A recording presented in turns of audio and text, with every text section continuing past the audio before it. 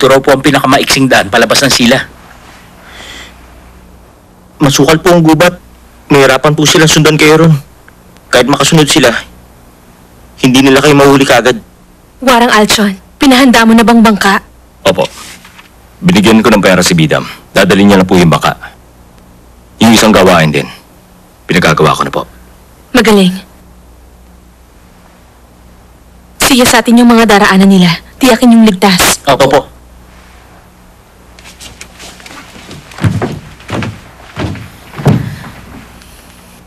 Maaaring kulang pa yon. Dapat masiguro nating hindi mapapansin ang inyong pag-alis.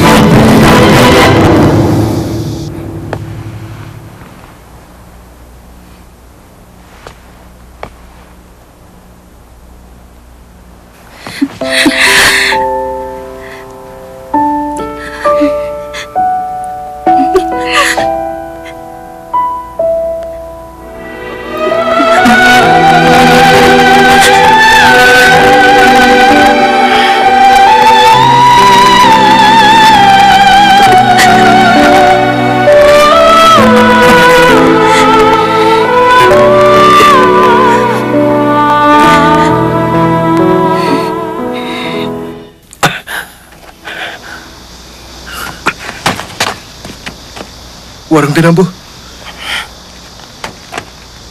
Meron pa. May iniwan po dyan. Yung nauna umalis, sundan mo sila. Opo. Silipin natin sa loob. Tara.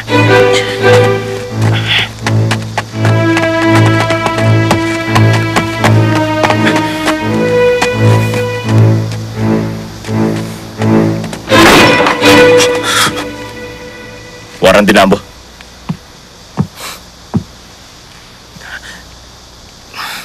Kamahalan. Ba't naparito ang isang warang? Nangangaso ka ba? Opo. At kayo naman po. Naparito ako dahil sa magagandang tanawin. Tayo na. Opo.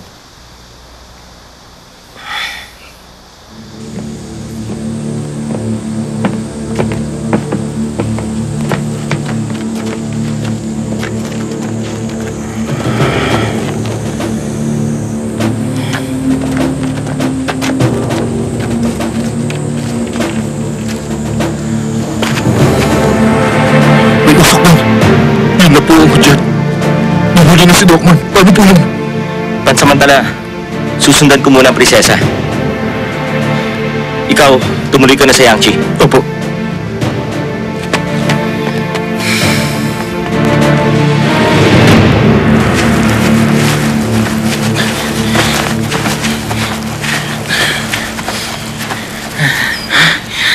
Sa dami ng pangkat na naghahanap.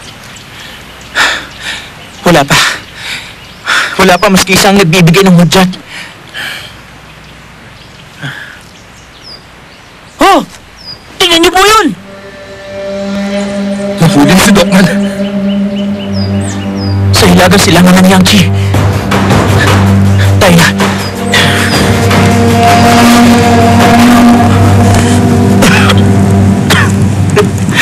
Nasa'yo naman ito. Ganito mga pangarap kong gawin.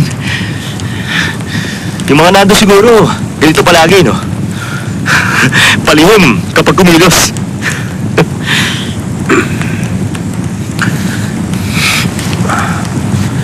Ba't yung apat kanina? Parang ang lungkot palagi. Ba't nagpapanggap na lalaki si Dokman? Ano bang kwento ron?